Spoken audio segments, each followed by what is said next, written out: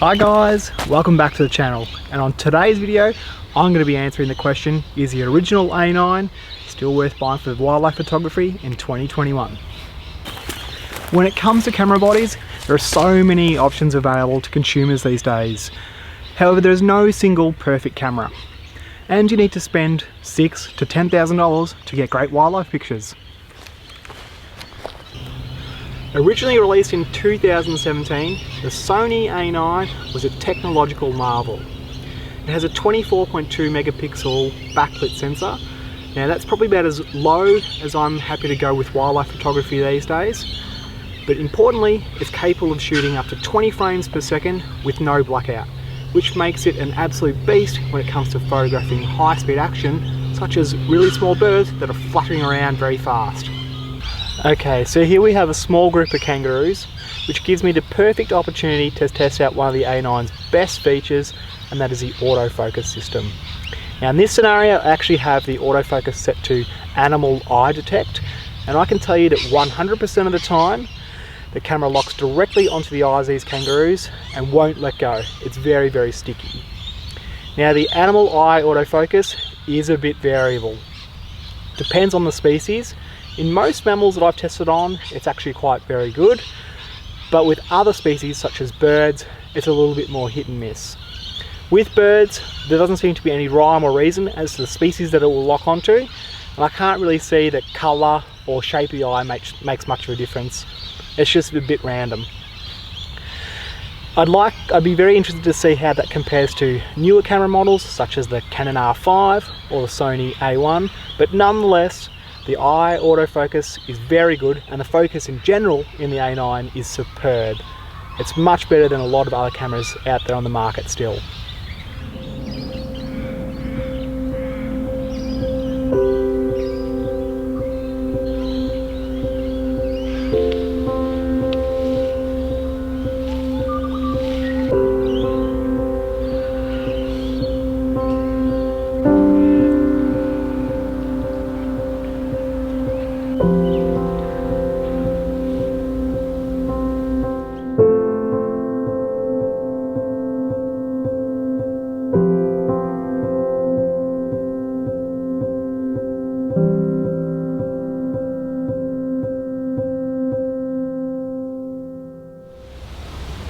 An additional feature of the A9's already amazing autofocus system is its pioneering use of real-time tracking.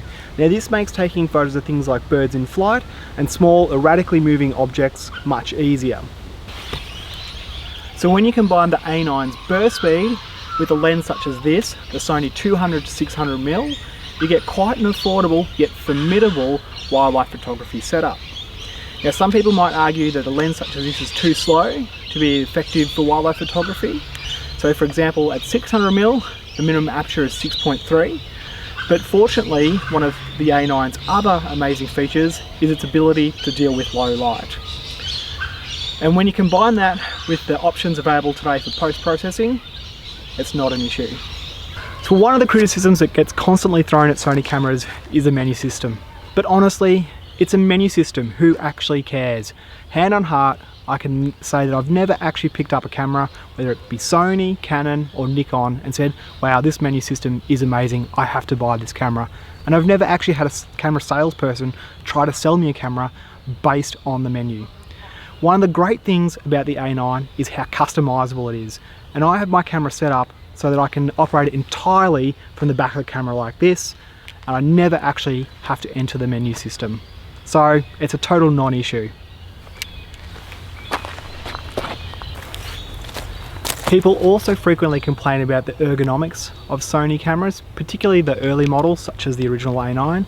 But for me, again, I don't find it to be too much of an issue. I don't have particularly small hands, and for a whole day of shooting, I still find it comfortable to hold on to this body. I do have the additional battery grip, and that's for two reasons. One is the extended battery life, so I don't have to change batteries as frequently if I'm out for a whole day, but also it does make it more comfortable to take portrait shots, particularly when I'm using a long telephoto lens. I guess the main question you need to ask yourself, does the camera take great wildlife photos? And for this camera, the answer is definitely yes.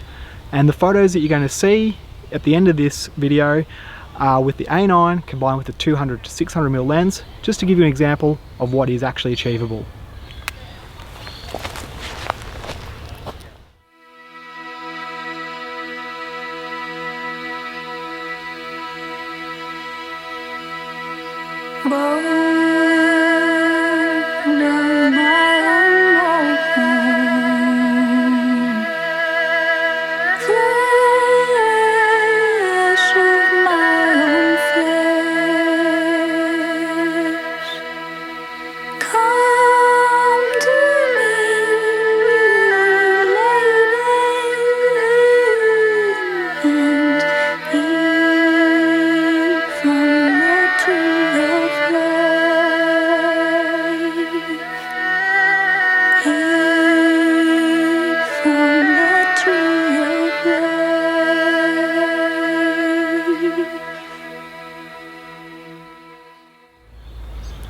So is the original A9 worth buying for wildlife photography in 2021?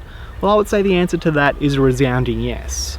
Just because there are newer bodies that have been released that have some really advanced features, it doesn't render this camera useless. It takes marvelous wildlife photos. So if wildlife photography is your thing and you're looking to get a bit more serious or up your game in that area, then definitely consider buying one of these bodies. The other thing to keep in mind is that with the release of newer camera bodies, at the moment there's probably going to be some great deals going on both new and used original A9s. Thanks again for watching. If you liked this video, please subscribe and I'll see you back on the channel very soon.